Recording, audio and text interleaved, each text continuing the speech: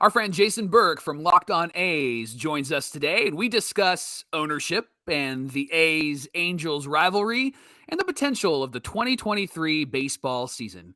It's time to get locked on with Mike and Jon, and this is Locked On Angels. You are Locked On Angels, your daily Los Angeles Angels podcast. Part of the Locked On Podcast Network, your team every day. And thanks for making Locked On Angels your first listen every day. Every show is free and available on all platforms like Apple Podcast and Spotify. And the best way to help us out is by giving us a rate and a review. And those watching on YouTube, make sure that you're subscribed and click the bell to be notified every time a new episode drops. And today's episode is brought to you by FanDuel, the official sports book of Locked On. Make every moment more. Visit FanDuel.com/LockedOn today to get started. We're so glad that you're here. My name is Mike, one half of Locked On Angels. Jon and I have been fans of the Angels, what feels like forever, and we're glad that you're joining us. Right now, we're doing 3 shows a week until pitchers and catchers report, and we're excited about that, and we're excited about opening day. We're excited about the WBC. There's a lot to be excited about. Today, we're joined by a great friend from Locked On A's, Jason Burke, and Jon and Jason have an incredible conversation for you about the 2023 baseball season. So let's get to that right now. Arte Moreno, you guys called it the Buttercup Effect. Yes. That was really funny. Do you know why Angel fans say that? I put it together throughout the course, like in context. I was like, I don't know what this is. And then I was like, no, I get it. You build me up just to let me down. Yeah. You guys were saying he's going to sell a team. We are built up. And now he's like, no. I'm not selling the team. I'm here forever. And that was the let you down part. So and you guys got buttercupped. For years, they played that during the 7th inning stretch. And it was like, why are you playing this? Like we're leading the game right now. Don't buttercup us. So yeah, that is a term of non-endearment among Angel fans is being buttercupped. And man, that was the ultimate buttercup to think that we were moving away from Arte Moreno and all the baggage that has plagued the Angels in about the last 10 years. Yeah. And to suddenly say, oh, no, never mind. I'm good. I'm going to stay. It's just like, what? So that was quite a day for us on Monday. And you guys talked about this a little bit in the show, but it seems like things have changed since about 2010 or so. Can you just reiterate a little bit of that for my listeners and just what has changed? What has been that? Why has it changed since he took over in 2003, 2004? To why 2010? What happened there? So, it's funny because when Arte took over the team, it was 2003. He had just bought the club from Disney. And surprisingly, Disney let the baseball people do baseball things. You had general manager Bill Stoneman. You had Eddie Bain taking care of the drafting and the minor leagues. And Eddie Bain's the guy who drafted Mike Trout and Randall Grichuk and Tyler Chatwood and Tyler Skaggs and Mark Trumbo and Garrett Richards, like all within like 2 years of each other. Right. Yeah. So guys that you and I know, guys that you've seen play for the Angels. And, some of them are still in the league and whatnot. Then around 2009, 2010, Eddie Bain retires. No, not Eddie Bain. Bill Stoneman retires. And Arte Moreno brings in Tony Regans about 2010. And that's kind of when Arte starts hiring his people, not the people that he inherited from Disney, who had put pieces in place for the Angels. And then he brought in John Carpino as the president, and they really turned the Angels into a marketing machine, a money-making machine. And I can't fault them for making money. I mean, Arte bought this for $183 million from Disney. It was evaluated at $2.5 to $3 billion by Forbes. So everybody was expecting that sale to be about a $3 billion sale. So they made their profits. They have set out to do what they wanted to do, and that was to make money with this team. However, that has come at the expense of good baseball decisions.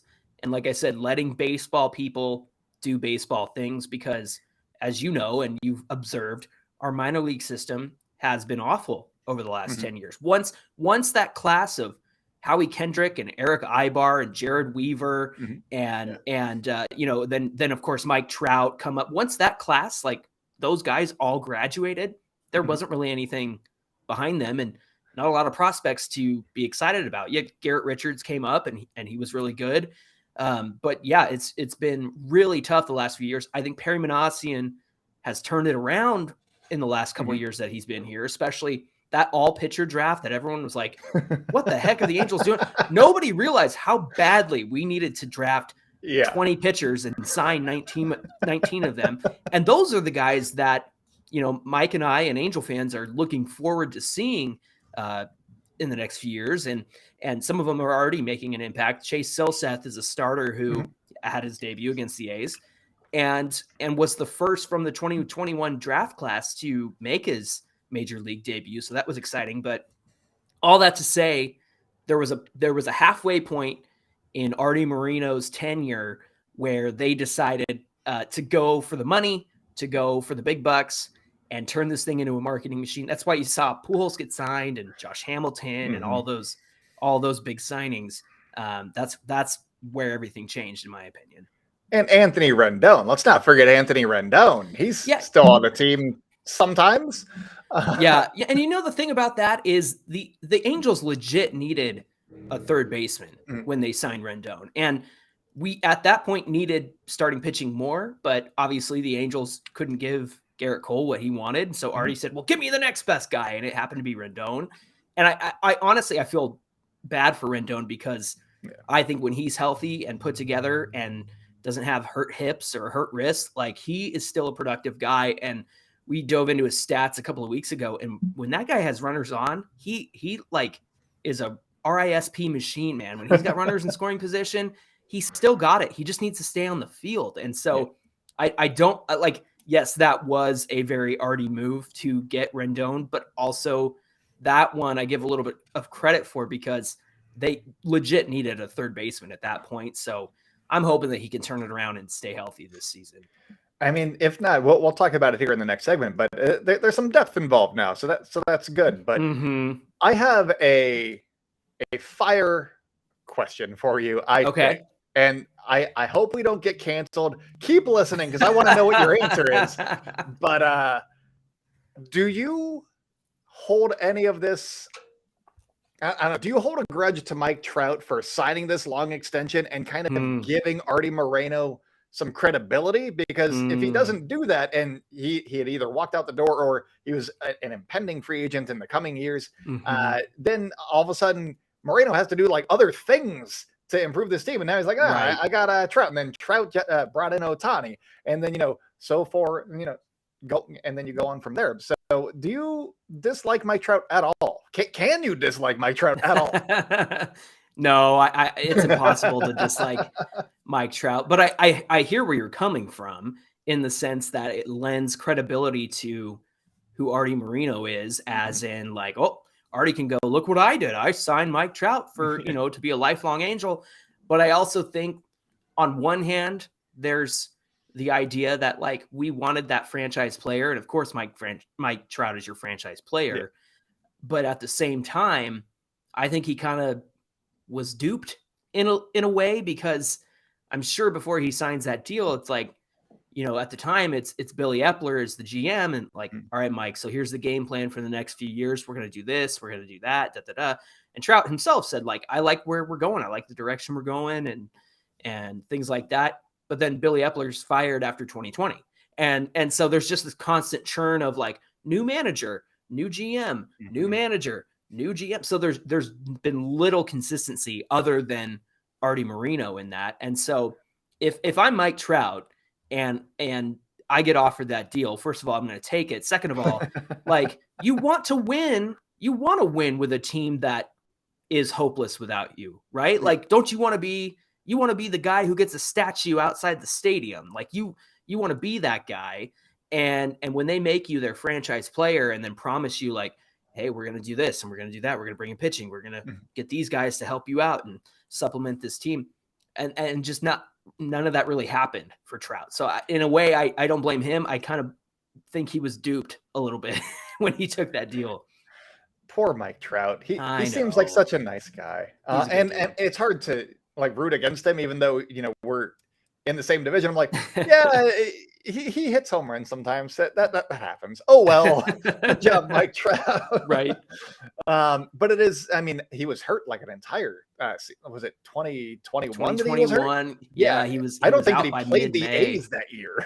Yeah, dude. That was a really bad injury freak kind of thing. He was just running from second to third and then pulled up on the calf, and so I think they were really worried about like an Achilles injury, and so they really took it easy on him. And then shortly after that, Rendon went out with the hip stuff, and so 21 was tough, and somehow 22 was even more brutal. So I'm hoping for a change next season, man. Locked On Angels is brought to you by FanDuel. The NFL playoffs are here, and we're really excited about our new sports betting partner for Locked On because they're the #1 sports book in America, FanDuel. And if you're new to FanDuel, that's even better. They have so many great features that can make sports betting so much fun and so easy. New customers, when you join today, you can get started with $150 in free bets guaranteed when you place your first $5 bet. Just sign up at FanDuel.com/lockedon. FanDuel has all your favorite bets from the money line to the point spread to the player props. Plus, you can even combine your bets for a chance at a bigger payout with the same game parlay. It's all on the app that's safe, secure, and super easy to use. So football fans, don't miss out. Place your first $5 bet and get $150 in free bets, win or lose, at FanDuel.com/lockedon. Make every moment more with FanDuel, the official sportsbook partner of the NFL. And thanks for making Locked On Angels your first listen every day. Now make your second listen, the Locked On MLB Prospect Show with our friend Lindsey Crosby. He is a prospect encyclopedia, and we're not just saying that. He goes deep on the MLB stars of tomorrow, and his podcast is free and available wherever you get your podcasts. Would you rather have your current owner, Arte Moreno, or A's owner, John Fisher, and let's be clear, we do not like either of these men. Neither of them are great, but who is less bad? Give me your take. Oh, man, that's a tough one. I mean, it is. At the very least, and this isn't a knock because I hate when people use this against A's. I really do. I hate when people use this against A's fans, like Las Vegas A's. Like I hate that because I think it's unfair to the fans. Yeah. But to Artie's credit, he's kept them in Anaheim. He's kept them there, and the first 10 years, he really seemed to care about this team. I mean, he got Vladdy Guerrero and Bartolo Colon and did some things, and they made playoff appearances. They got to the ALDS and like 2 years in a row, I believe, and even before that. And so it's not like they weren't competitive when he first came on, but I would hate to be I would hate to have John Fisher because I look at the guys you have in Matt Olson and Chapman and all your pitching and to see them go away and thrive somewhere else, like you could still root for them, but it's like, man, they could have been doing that here. They should have been doing that here. The one thing I will say though, is like your guys' windows never seem to be that long. Like I won't be surprised if you guys are even good this season. Like it'll be like, oh, the A's are back. Like it's what is it, like every 3 years you guys come up with like a super team, and then you got like a great like 3 to 5 year window before they decide to trade everybody away again. But yeah, man, I have to say, I think to Artie's credit, those first 10 years were really strong, and then the fact that the team is still in Anaheim and signing Mike Trout long term, and we'll see what happens with Shohei, but I as much as I hate to say it, I think I'd much have Moreno. But what do you think? I mean, yeah, I like the fact that the A's go to the playoffs. That's nice. Right. It's the uncertainty though of, are they going to be here for like my son to watch or not? Or are they going to be moving? And that's the not fun part. I try to, put on the brave face and be like, yeah, they're going to stay, no problem. But every now and then you're like, oh, wow, they could actually leave. And then it hits. And then you just sit on the couch watching The Last of Us by yourself in the dark. And it'll be the last of you in Oakland, hopefully. Yeah. Good show, by the way. I did not get to play much of the video game, but that's for a different podcast. Yes. It was too scary for me. Episode 2 is about before I clocked out in the game. I was like, yeah, I can't do this. Not for me. There's been some under the radar moves. The guys like Mike Petriello seem to be kind of enjoying the Angels offseason. And for me, it seems like every year they do something, but then I'm like, until they prove to me that they're going to do it, I don't believe them. Right. Where are you sitting? Like which additions, which signings are you most excited about? Which ones are going to be like the big difference makers for the Angels in 2023? Yeah, I think that, first of all, that infield is going to be much better because when and if and when you have an injury to a Rendon or somebody, the Angels' issue is that they have the superstars, right? Yeah. They got Trout, they got Rendon, they've got Ohtani, they've got a pretty good young pitching staff now with a full season behind all of them, Suarez and Detmers and Sandoval. And so the issue with the Angels is that you go from tier A to tier D with nothing in between. Yeah. So when you add Gio Urshela and you add Brandon Drury, right? If Rendon goes down, you don't go from tier A to some quad A player like a Jose Rojas. And so now you've got a capable like B, maybe C plus, maybe better, B minus in Urshela and Drury. You go to the outfield and you've got a full outfield of Renfroe, who I'm excited, like, dude's going to hit 30 bombs. Like I fully believe that. And then you got Trout, who can hit, 40 bombs in 119 games and not even play a full season. Then you got Taylor Ward. And as long as Taylor Ward doesn't run into a wall in the outfield, he'll be hitting 25 to 30 home runs. And so they have this like superstar outfield of really good offensive guys. And then they add somebody like Brett Phillips, who, is not there. He's not there for his bat, right? But all A's fans were very upset that he signed with the Angels. Really? I think everybody in baseball loves Brett Phillips. He is a delightful person, and I hate that you guys have him now. The It Ohtani makes you guys more likable. The Ohtani and Brett Phillips memes are going to be off the hook this season. But perfectly, like, more than perfectly capable outfielder, especially in the later innings. Like, that guy is gonna, flash some leather out there. So all that to say, like, I feel good about this offseason because what the Angels were missing was like the middle of the roster. You've got your superstars and you've got your up and comers, but everything in between was gone. And so they have, slowly filled that in. Even Tyler Anderson, like I was somebody who really wanted him to sign with the Angels, and then he did.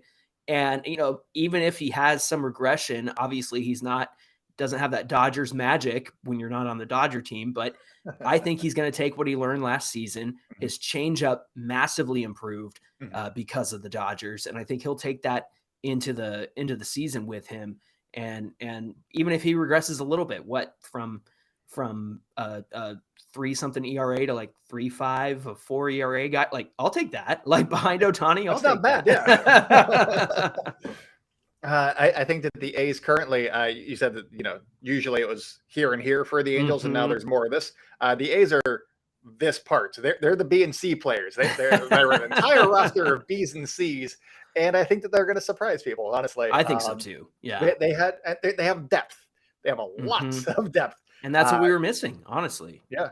And not like superstar depth, but the A's have some pieces there where you're like, well, like they just signed Jesus Aguilar, pending physical, which is apparently a big deal now. And you're like, all right, well, they also have Rule 5 draftee Ryan Noda, and also Seth Brown played there a bunch last year. I've been saying that he's going to play in the outfield, but that's not confirmed, but it would make sense. And then you also have like Dermis Garcia, who has a lot of power. He strikes out a lot. Jordan Diaz could be another option over there, but they might put him over at second base. There's a lot of options here that are like not horrible options by any means. They're all just guys that like need that chance. And all of a sudden you get like a guy like Jesus Aguilar looking for a bounce back, probably a trade candidate, trade deadline. But they got a bunch of these guys where I'm like, things could break okay for the A's. Like, they don't need to stay like super healthy either. They could have an okay season. Yeah. So I'm intrigued. And if we all do a crossover like Locked On likes us to do, before the 2023 season. Oh man, I am going to have lots of fun making bold predictions. So with all of that said, where do you think the Angels stack up in the West? Where do they stack up with like the Texas Rangers, who are probably that 3-4 battle is how I see it currently. Yeah. But how do they stack up against the Rangers? Against the Rangers, I mean, gosh, it just comes down to their pitching staff now. I mean, I know that Josh Young is going to play third for the Rangers, obviously, but like, is there enough offense with the Rangers? Like, sometimes I wonder if they've got the bats. Like, I know they got Semien and Seager, but and they really improved their staff. But how do you feel about the Rangers? Okay, well, how did you not include A's legend Jonah Heim in your offense? That's great. True. He's great against from both sides. He's great against Shohei too. He's great against the A's as well. We need Jonah Heim in Anaheim, so we can call it Jonah Heim, because that needs to happen. That does need to happen. You said that Arte Moreno was a marketing genius. I know. How did he miss out on Jonah? It's because they dropped the Anaheim. They're Los Angeles Angels. Right, that's true. So that's why. Okay, that's why. I see it now. Okay, but yeah, no, that's great. That needs to happen. And then they're going to revert back to Anaheim Angels, and I would be very happy with that. Same. I mean, there's a lot of the talking heads and the smarter people, the analytics people, are saying that like Corey Seager is going to see a big bounce from the non-shift. That's true. That's true. And I will say, just to throw the A's in there for a second, I did some very light research, and it was basically looking at how Seth Brown performed against not the shift. And he hit like Freddie Freeman last year when he wasn't facing the shift. So just be ready for like a top 5 hitter in baseball being added to the A's, because there's no shift, baby. Right. Also, the year before, those stats were switched, and he was actually better against not the shift. Isn't that always how it goes? You're like, ooh, this is a good stat. And then you do a little more research. You're like, oh, maybe not. Yeah, I'm like, it could be something. It could be nothing. I don't know. But we'll see. Yeah, I mean, I if I'm being optimistic, I think the A's could finish 4th if like somebody falls apart, like maybe the Rangers. Like if DeGrom gets hurt, and then John Gray's fine, but he's not like, I'm John Gray. I think that the A's could do some stuff. We'll see. But I think that the Angels, they have the depth. And so it depends on how many games you're getting out of, if Ohtani is still doing what Ohtani does, that's great. If Mike Trout is healthy for 120, 130, you're looking pretty good. But if you're missing Trout for like more than half the season, it's not looking great. Right. But I could see them being like a solid 3, or do you see them overtaking the Mariners? Like, where do they stack up with the Mariners as well? Look, man, last season we went 10-9 against the Mariners. So even with that month of no Trout, I should say, and we played, there was a terrible sequence of events when the Mariners came to town where we were throwing the ball away, and I took that clip and set it to the Benny is it Benny Hill, because that's what it was. And if Trout's there, and if Rendon is there, that 3-game sweep or whatever it was, 2 out of 3 that the Mariners took, that doesn't happen. And so I know that they've made some changes. They've got some good improvements, but I mean, our crappy team went 10-9 against them, and most of those were with Trout on the team. So stay healthy, guys. Come on, please, for my sake. I will also point out that the A's, they made a little trade. Obviously, the Mariners made a big trade in getting Luis Castillo at last year's trade deadline. The A's made a little trade trading away their Luis Castillo type pitcher, getting JP Sears in return. Yeah. And JP Sears went 2-0 against him. He also was winning the 3rd game that he faced Luis Castillo in. And just saying, random guy was able to beat Luis Castillo 3 games. It was the bullpen that blew one. So, Luis Castillo, ooh, big bad guy. Watch out for Luis Castillo. And also, JP Sears might not even be in the A's rotation because they're so deep. Yeah. They're great. I'm very intrigued. All right, but let's talk a little bit about the Royal Rumble, which is the kickoff to WrestleMania season, as they have branded it forever. And sometimes things happen, sometimes things don't. I think last year Brock Lesnar won, and I didn't care. This happens a lot, where it's a long match, right? And then I'm like, I didn't care about the ending at all. I'm like, oh, No. it's the 4 biggest stars. Oh, who's gonna win? Right. Brock Lesnar did not need to win that. No, so, not at all. I'm anti Brock Lesnar. That he Same. could win in any other way. He Yeah. just And he's had say he's there. 100 title shots too. Yeah. So and then he's gonna hold the title forever, and then he's gonna lose it at SummerSlam. Oh no! Yeah, I've seen that story. I want to see different stories. yes. So this year, I will be honest. I don't watch a ton of WWE programming Mhm. anymore. AEW. Yes. My man. AEW. I went to the show last Wednesday in Fresno. It was fantastic. Had a great time. If what a great AEW is show. coming near you, go see an AEW show. Yes. It's a good time. They record like 3 different shows. You got so you're got gonna be 3 there. shows, man. That was great. And also they do Dark Elevation. So like the YouTube show, they did that. Yeah. So I was there from like 4 to 6 watching wrestling. Or Nice. sorry, 4 to 10 watching wrestling. It was great. I had so much fun. So let's talk about the men's Royal Rumble. There have been some rumors. I mean, one person that is projected to win was going to be a surprise entrant, but they've already announced it, and that's Cody Rhodes. Mhm. And that he seems to make the most sense storyline wise. They're just going to go right back into it. He wants to win the title that his dad never got to hold. So Mhm. that's a cool storyline. I love that. He's probably going to be one of, I think Roman Reigns is rumored to have a match on each night of WrestleMania. So he's Yeah, probably that's- going to have one of those matches. yeah. I don't know that he wins the Rumble to get there, though. It would be a better story probably, but I don't know that think he so. wins the Royal Rumble to get Yeah. there. So who do you think is going to win the Rumble?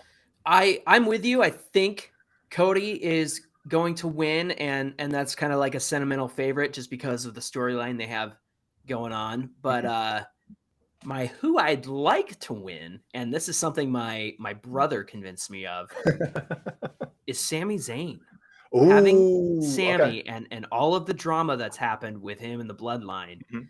to That for would all be of a that to hot match. culminate in a Royal Rumble win, maybe even like a Royal Rumble win by mistake, or maybe it's like, hey, Sammy won the Rumble, so now Roman doesn't have to fight anybody, and Sammy's like, no, I think I do want to challenge for that. Like, there's like if they land this plane with Mhm. the bloodline and Sami Zayn super well, I think it'll be better than the like Yes Movement Daniel Bryan stuff, because Bryan Danielson is one of my favorite wrestlers of all time, Mhm. and to see him in AEW is awesome, and his storyline going into WrestleMania 30 was fantastic. Mhm. But if they land this plane with Sami Zayn and the bloodline well, I think to me that storyline will top the Yes Movement because it's been so good.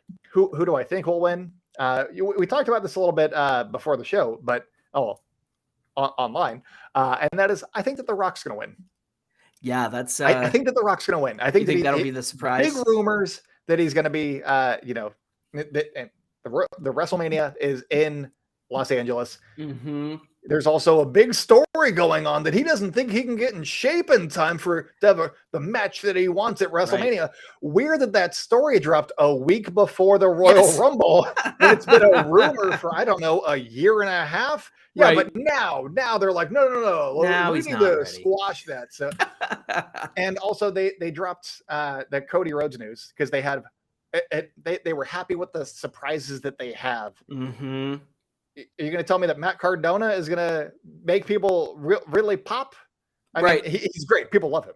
I'm just saying he's not at the same level as the literal Rock. Yes, so, exactly. You got to say it. Who else? I mean, Stone Cold could come out, but he was just in SummerSlam. So and he's also always around. Right. So it'd be great if he came out and did stuff, but I don't know. Maybe Vince McMahon wins this one again.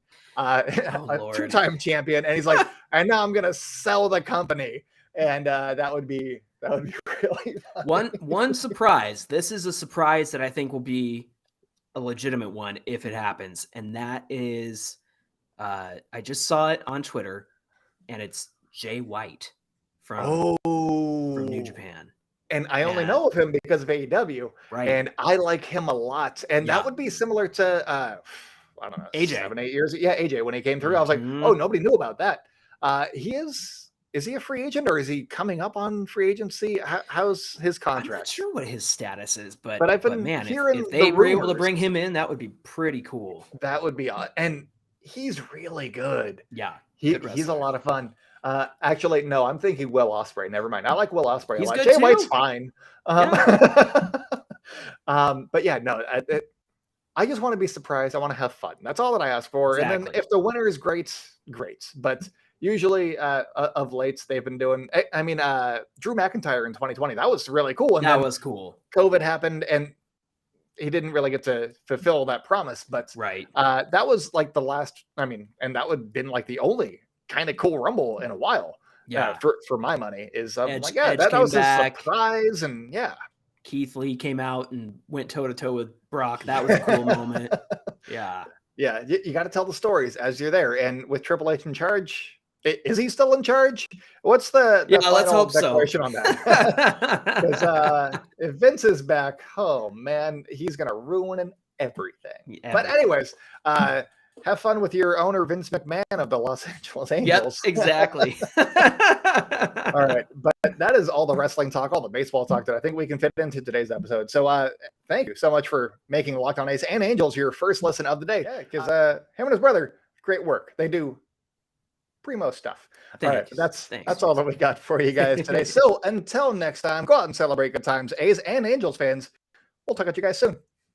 John and I thank you for making Locked On Angels your first listen every day. Now make your second listen, the Locked On MLB Prospect Show with our friend Lindsey Crosby. He's a prospect encyclopedia, and he's going deep on the MLB stars of tomorrow. His podcast is free and available wherever you get your podcasts. If you're online, we would love to hear from you. Join us on Twitter at Locked On Angels and connect with John and I on Twitter and Instagram at Super Halo Bros. And you're going to want to do that because coming up on Monday is a mailbag Monday. I'm sure you have a lot of questions about the Angels ownership with Arte Moreno staying, and are we going to sign anybody else, and what's the season going to be like, and is Shohei going to stay? We would love to hear from you. So again, get at us on Twitter at Locked On Angels, or you can get at us on Twitter and Instagram at Super Halo Bros. We would love to hear from you. And then join us on Monday for Mailbag Monday. Until then, my name is Mike, and we hope you have a great weekend. And again, we'll see you on Monday on Locked On Angels.